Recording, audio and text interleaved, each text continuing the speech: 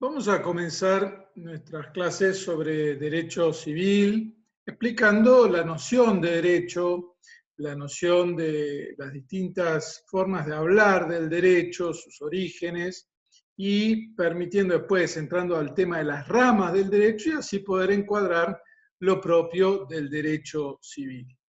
La palabra derecho tiene un origen etimológico nominal que viene del latín, que significa directus.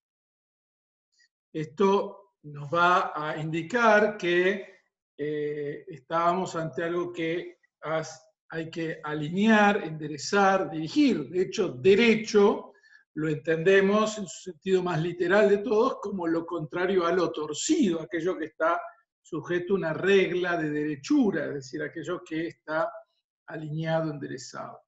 Históricamente, la palabra derecho está asociada a una voz latina que era ius y a una voz griega que era todikaion, que eran la idea de lo justo, ¿tá? La idea de lo justo entendido como el objeto de la justicia. Y después, a lo largo de la historia, desde el punto de vista conceptual, lógico, la palabra derecho se identifica con la misma noción de cosa justa. Estamos en este sentido, vamos a valernos de esta presentación que fue realizada por mi colega de cátedra y amigo, el profesor Carlos Muñiz, a quien le agradezco la gentileza de compartirme su presentación sobre esto del derecho. Entonces, ¿qué es lo justo? Lo justo es el objeto de la justicia. Es decir, ¿qué es la justicia? Es dar a cada uno lo suyo, lo cual marca una relación real de igualdad que vincula a personas, cosas y comunidades según un criterio de bien común. Si nosotros siempre que hablamos de derecho vamos a estar hablando de la virtud de la justicia, que nos va a vincular a las personas con las cosas, a las personas entre sí, y en un contexto de comunidad en orden al bien común. Entonces, estos elementos nos van a permitir determinar qué es lo justo. Y a lo largo de toda la vida jurídica y de las ramas del derecho, siempre va a estar en juego determinar lo justo. A veces lo justo estará plenamente fijado por una ley positiva que dice, por ejemplo, que si hay una nulidad y hay un deber de restituir, lo justo será que el poseedor de buena fe devuelva los frutos desde cierto momento, mientras que el poseedor de mala fe los devuelva desde el momento en que lo recibió. En las relaciones de justicia, luego de una nulidad, para tomar un tema típico del derecho civil, la opción será regulada por la ley que determinará qué es lo justo. En otros casos, la justicia estará determinada por la sentencia judicial en el caso concreto, por ejemplo, en un accidente de tránsito, donde se discuta o hasta dónde llega el deber de reparar, será la sentencia judicial la que determinará qué es lo justo, esto de vida a otro, entre personas, ocurrió algún hecho, en torno a cosas, en este caso a los daños o al deber de restituir, y en el marco de una comunidad y con criterio de bien común. Nosotros, al tener esta concepción del derecho vinculada a la justicia, estamos haciendo una opción metodológica que se aparta de otras concepciones que reducen el fenómeno jurídico al texto de la ley escrita, lo que podríamos llamar un positivismo, o a una pura forma, solo lo procedimental, sin tener un contenido sustantivo. Nosotros creemos que, por supuesto, la ley positiva tiene un valor, pero la ley positiva tiene que tener un contenido sustantivo que se vincula con principios fundamentales. También nos apartamos de concepciones sociológicas que envuelven al derecho en un entramado de relaciones de redes personales que no aseguran su vinculación con ideal de justicia, como si el derecho fuera simplemente la percepción de lo que la mayoría desea. Por supuesto que en esta relación, en esta opción que hacemos metodológica, ocupa un lugar central, ocuparán un distinto lugar en las distintas fuentes del derecho. Nosotros entendemos que la valoración del fenómeno jurídico es posible a la luz de principios fundamentales que corresponden a la razón que el ser humano por la razón puede conocer. Así va a ser clásica la definición, los profesores clásicos del derecho civil la han receptado. El derecho es un orden social justo, es decir, es la necesidad de que haya un orden en unas relaciones de alteridad, es decir, en relaciones donde hay convivencias, donde la virtud que ordena esas relaciones de alteridad será la justicia. La justicia, en su definición clásica, es entendida como dar a cada uno lo suyo, y entonces en esa configuración de las relaciones humanas tiene que darse esa virtud que ordena esas relaciones para que cada uno reciba lo suyo. Justicia implicará en este contexto una proporción entre las exigencias de la persona humana y los bienes aptos para proveer a dichas exigencias en vista de la consecución de los fines humanos. El telón de fondo del derecho y de la justicia estará en que la persona logre la realización de sus fines, para los cuales necesita bienes, y esos bienes se los va proveyendo en el marco de relaciones con los demás, y al entablar relaciones tiene que respetar la dimensión de justicia. Dos grandes principios vamos a encontrar como estructurantes, por lo tanto, de nuestra concepción del derecho, y especialmente del derecho privado, que van a ser la dignidad de la persona humana. El sujeto del derecho es la persona humana, en torno a la persona humana se constituye el fenómeno jurídico. Decía el digesto del derecho romano, todo el derecho está constituido en orden a la persona humana. La palabra dignidad acá expresa esa excelencia en el ser, ese valor inherente a la persona, ese valor inviolable, esa necesidad de respeto de cada persona humana por su preeminencia, esa necesidad de no considerar nunca una persona como un medio, sino siempre como un fin, y ese respeto a la dignidad va complementado, entendido en el marco de un bien común político, entendido el bien común como un bien que surge del conjunto de condiciones que permiten que las personas, las familias, las asociaciones logren sus propios fines, alcancen esos fines y participen de ese bien que está dado a toda la comunidad. En este marco vamos a tener como clásica una distinción entre derecho objetivo, subjetivo y normativo. El derecho objetivo, así lo entendemos como la misma cosa justa. La palabra derecho objetivo a veces también se ha identificado con la norma. Nosotros, por razones de esta opción metodológica que decíamos antes, vamos a, en general, a ubicarnos entendiendo el derecho objetivo como la misma cosa justa, como el objeto de la justicia. Nosotros cuando decimos que algo es justo, estamos diciendo que es derecho. Es decir, la dimensión de justicia, mejor dicho, la virtud de la justicia, nos señala que hay que dar a cada uno lo suyo. Si hacemos la pregunta, ¿qué es lo suyo? ¿Qué es aquello que debo dar? Es su derecho. Entonces, la misma cosa justa se convierte en el derecho. Por supuesto que esta cosa justa a veces está determinada por el derecho en sentido normativo, es decir, por las normas, por las disposiciones, por las reglas dadas para determinar qué es lo justo. Entonces, vamos a tener la cosa justa, esta dimensión, primera dimensión del término derecho. Después tenemos el derecho en sentido, bueno, esta dimensión de derecho objetivo se asocia entonces con la idea de un orden social justo. El derecho en sentido subjetivo es el término que estamos más acostumbrados a usar, con la idea de tengo derecho a alquilar, tengo derecho a obtener tal beneficio.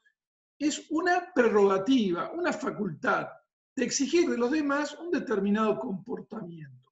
Esta dimensión ya mira al sujeto y a su potestad de exigir. Este término de derecho subjetivo tiene una larga historia y ha dado lugar a numerosas teorías. Acá las vamos a hacer un brevísimo repaso de estas teorías sobre lo que es un derecho subjetivo. Las teorías clásicas las podemos ubicar con Suárez, en 1548, 1617, entendía el derecho subjetivo como una facultad moral, género próximo, con objeto delimitado a lo propio de su titular, que sería la diferencia específica. Siempre que definimos género próximo, en este caso facultad moral, diferencia específica, aquello que es propio del titular, la facultad de exigir lo que me es propio. Esa sería la concepción de Suárez, la escolástica española.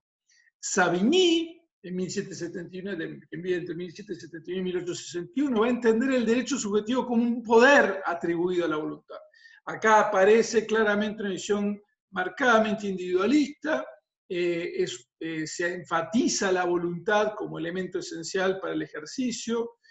Sin embargo, esto no es lo mismo si se trata de gozar un derecho, y sobre todo marca la idea de que no hay límite en la voluntad. Entonces, ¿cuál sería el límite de la voluntad? Y esto da lugar a formas que pueden dar lugar a ejercicios abusivos o arbitrarios. Y claro, ¿cómo limitamos la voluntad? ¿Cuál sería el límite de la voluntad?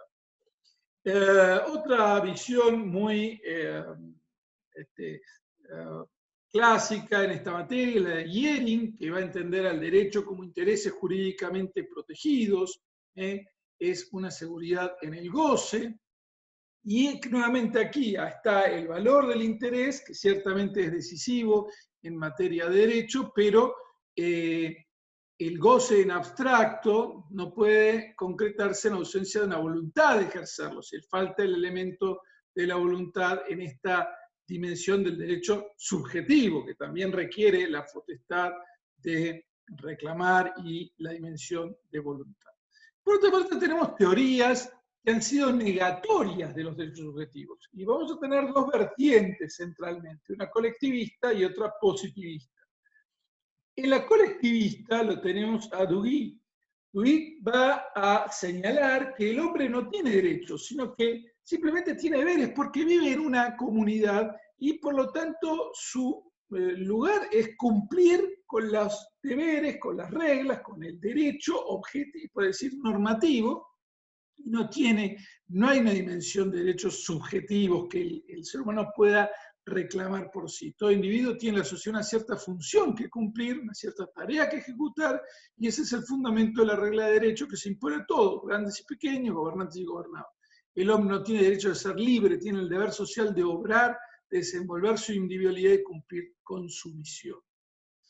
Desde una perspectiva positivista, para Hans Kelsen, la noción de derecho subjetivo es superflua, porque en realidad lo único que importa es el derecho normativo que establece las obligaciones jurídicas. Claro, si lo pensamos, el derecho subjetivo sería como la contracara de la obligación jurídica. Entonces dice, bueno, este concepto de derecho subjetivo como mero reflejo de una obligación jurídica, como un concepto de derecho reflejo, puede simplificar como concepto auxiliar la exposición de una situación jurídica. Si yo tengo que explicar la ley que permite, no sé, alquilar un inmueble, puedo decir que tenés derecho a alquilar, pero en los hechos tu conducta se está encuadrando en una norma que establece que, dado tal presupuesto, se adjudican tales y tales consecuencias jurídicas. Y esto, más que por fines didácticos, puede facilitar, explicarlo, pero en realidad, desde el punto de vista de la descripción científica,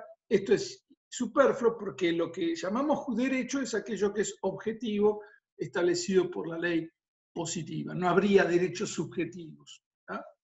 Nosotros somos partidarios de una tesis que reconozca los derechos subjetivos, porque nos parece que tienen una enorme importancia como expresión de la dignidad de la persona humana, especialmente lo que llamamos habitualmente derechos humanos, los derechos fundamentales, tomando como partida las teorías clásicas e intentando sistematizar sus elementos.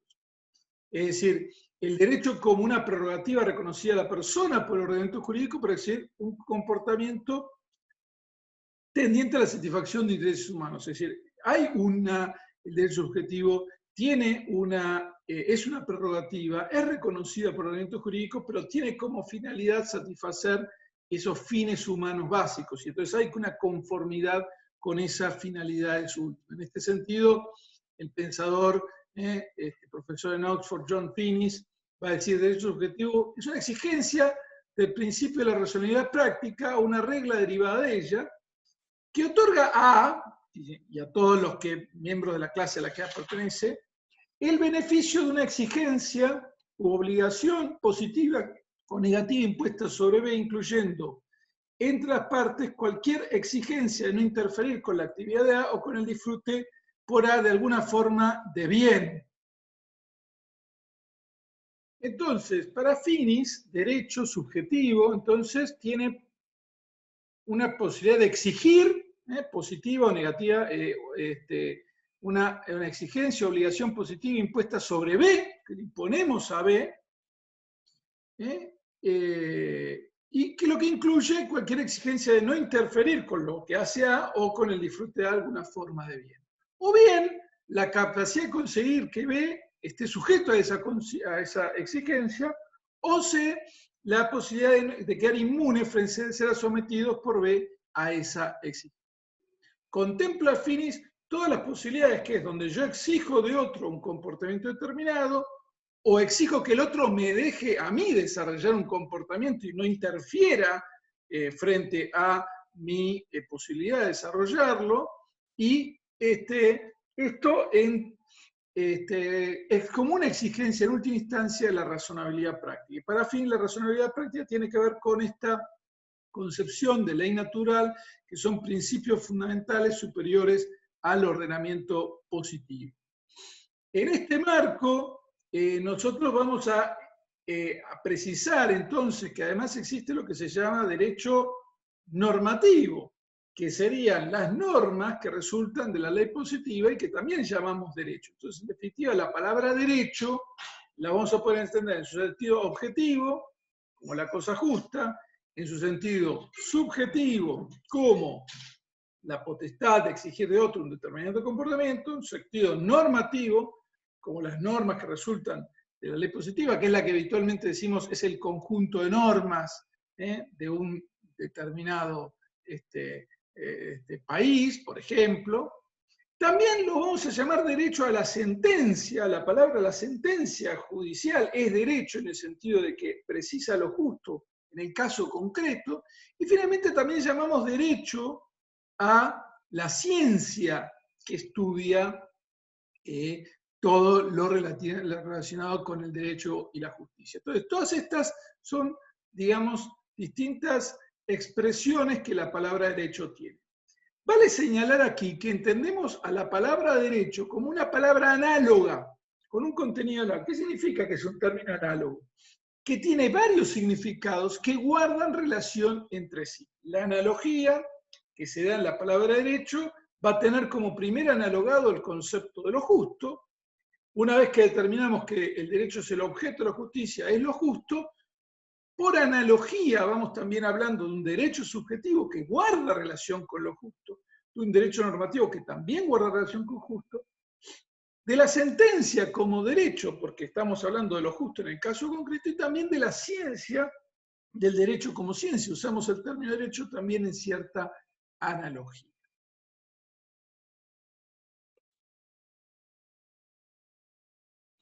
En nuestro estudio del derecho es fundamental la noción de relación jurídica, que vamos a entender por relaciones jurídicas las formas de entrelazarse las personas unas con otras con consecuencias jurídicas. Nosotros hacemos un contrato de mutuo y prestamos dinero y por lo tanto ese dinero nos lo van a tener que devolver y entonces se genera una relación jurídica entre dos personas en torno a un objeto y con una causa que ha sido el contrato que le dio origen y que fija las pautas para esa relación jurídica. Y entonces, a lo largo de la materia de derecho civil, parte general, lo que se estudia son los elementos de las relaciones jurídicas, el sujeto, el objeto y la causa, que es justamente lo que vamos a resumir ahora. Un vínculo que llamamos relación jurídica, el vínculo correlativo entre dos o más sujetos con un objeto determinado y fundamentado en el derecho. Esto nos lleva a justamente los elementos, el elemento personal o los sujetos, el elemento real o el objeto, el elemento normativo o la causa. El elemento, esto es en definitiva el contenido de la materia de derecho civil, parte general, lo que habitualmente se llama parte general. Trata estas cuestiones a lo largo de las distintas, de sus distintos desarrollos. quiénes son los sujetos que llamamos personas que entablan relaciones. Esto va a dar lugar a las personas humanas, que el nuevo código llama así, el nuevo código civil y comercial llama personas humanas, el código anterior hablaba de personas físicas.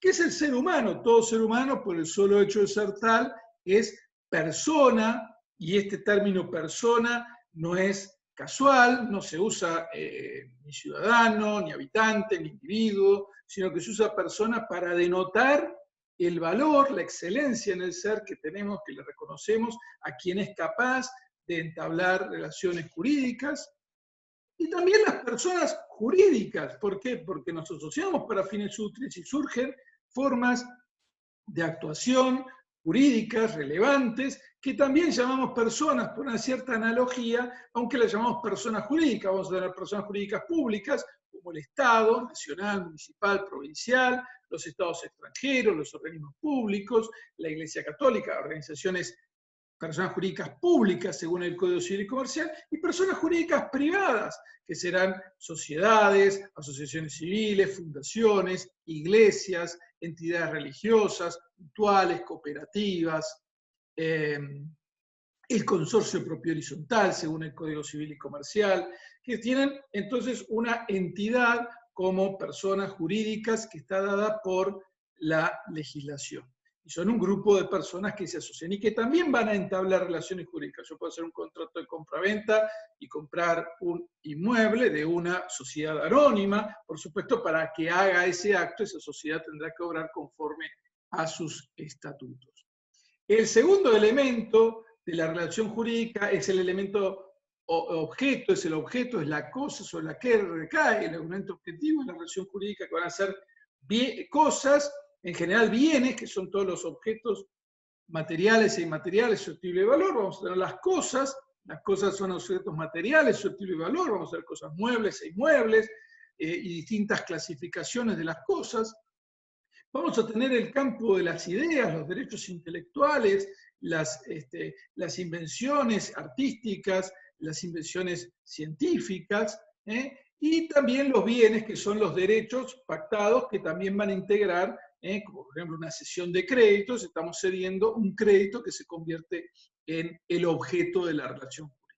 Y finalmente el elemento normativo, la causa, que es aquello que da origen, y que pueden ser hechos y actos jurídicos que dan origen a las relaciones jurídicas. Las relaciones jurídicas surgen o bien a partir de un hecho, supongamos un hecho de la naturaleza, un granizo que provoca la ruptura, que provoca la ruina de una cosecha, que genera las consecuencias jurídicas, o pensemos un hecho ilícito, un accidente de tránsito, o pensemos un acto jurídico, un testamento o un contrato que genera relaciones jurídicas. En ese contexto, lo que se llama civil parte general se va a estudiar de los elementos de las relaciones jurídicas. El sujeto, el objeto y la causa de las relaciones jurídicas, la que se llama la parte general. El profesor Limodio va a decir la denominada parte general, que se enseña como curso introductorio a todo el derecho privado, el Código Civil y Comercial, al civil y comercial, no es la explicación de un sistema lógico cerrado, que estamos estudiando, donde hay una premisa mayor para que se llegue a extraer las conclusiones, es una introducción, si quiere, filosófica a esta rama del derecho para fijar ciertos contenidos o márgenes lábiles al tema de la persona, los atributos, los derechos de la personalidad, los bienes y la causa de la relación jurídica, que no es otra cosa que el mismo ordenamiento jurídico. Es decir, de tal manera de entender cómo surgen las relaciones jurídicas. Eso es lo que vamos a estudiar en lo que habitualmente se denomina parte general. Si vamos entonces en este contexto a las divisiones del derecho, vamos a tener una primera gran división entre derecho natural y positivo. Esta división ha pasado por muchísimas transiciones históricas. Nosotros, por supuesto, vamos no es nuestro objeto esta distinción. Esta cátedra adhiere a la idea de que existe el derecho natural, que son principios fundamentales que corresponden a la naturaleza humana, que el ser humano puede conocer a través de la recta razón y que corresponden a inclinaciones fundamentales del ser, que se derivan en definitiva de los fines a los que percibe las inclinaciones fundamentales de un ser humano, la inclinación a conservar su vida, la inclinación a transmitir la vida y a todo lo vinculado con la procreación y la transmisión de la vida humana, y la inclinación a buscar el bien según la naturaleza racional y organizar la vida conforme a esa búsqueda del bien. Esos son los grandes principios de la ley natural. Los principios de la ley natural, por supuesto, son muchas veces genéricos y necesitan concreciones, y ahí viene el lugar del derecho positivo. ¿Qué entendemos por derecho positivo? Aquel que es dispuesto por el legislador, que el legislador establece en orden a el bien común. Cuando se disponen las normas dispuestas por el legislador, o sea, las normas escritas, el de aquel derecho que está positivizado, aquel derecho que está establecido, que es vigente, dado por una autoridad. Puede ser desde la Constitución hasta un tratado, hasta una ley, hasta un decreto. Todo aquello que es norma escrita se convierte en derecho positivo. Para el positivismo, no existe un principio superior al derecho positivo. El derecho está dado por su autoridad, sus fuentes, con su fuerza normativa, y se discutirá, para el positivismo se discute, no sé, en la legislatura, qué es lo mejor en este momento en esta comunidad para disponer. El iusnaturalismo considera que existen principios superiores a la luz de los cuales es posible valorar ese contenido de la ley dada. Si hay una ley, nosotros podemos valorar su justicia, su contenido fundamental a la luz de algo que llamamos derecho natural. Estas son las dos posiciones fundamentales.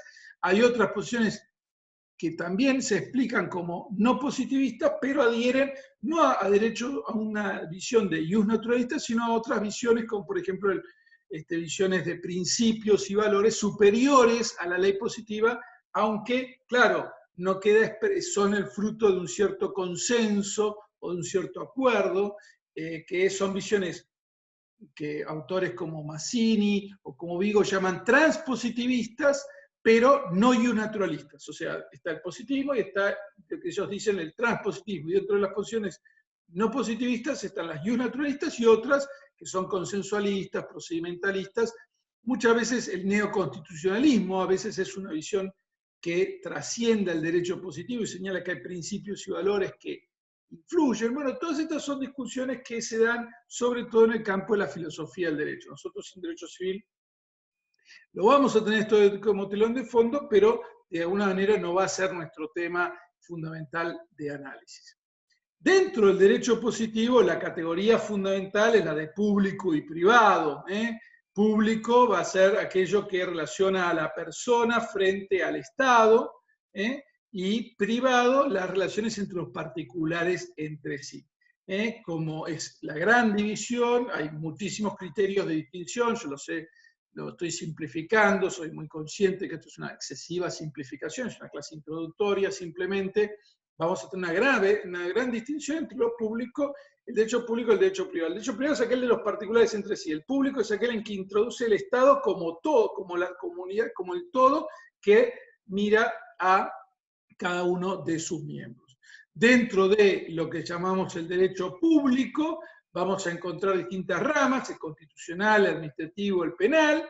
Dentro de lo que es el derecho privado, el civil, el comercial, el del trabajo, aunque el del trabajo tiene muchos elementos ya de derecho público, por la importancia que tiene para los fines sociales la regulación de disposiciones vinculadas con lo laboral. El derecho procesal está en la intersección de público y privado. Así llegamos al corazón de nuestra explicación, que es ¿qué es el derecho civil en última instancia? Bueno, va a ser la rama madre del derecho privado. La palabra civil viene del derecho romano, el derecho de los ciudadanos, civitas o civitas, la ciudad romana, el derecho de los ciudadanos era el derecho civil. Luego de la caída del Imperio Romano, este derecho romano subsistió presente en las distintas civilizaciones como el derecho privado, el derecho de los particulares, por esta fuerza que tuvo desde el punto de vista de organizar las relaciones más fundamentales, las relaciones de la persona, las obligaciones, los contratos, los derechos reales, la familia, las sucesiones. De allí viene el término derecho civil. La palabra civil entonces viene de su origen del derecho romano.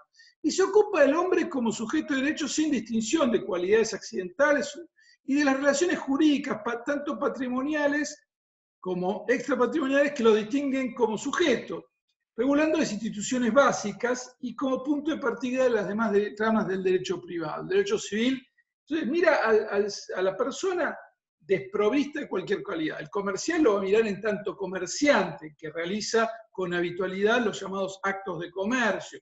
El laboral en cuanto a entrar en las relaciones laborales.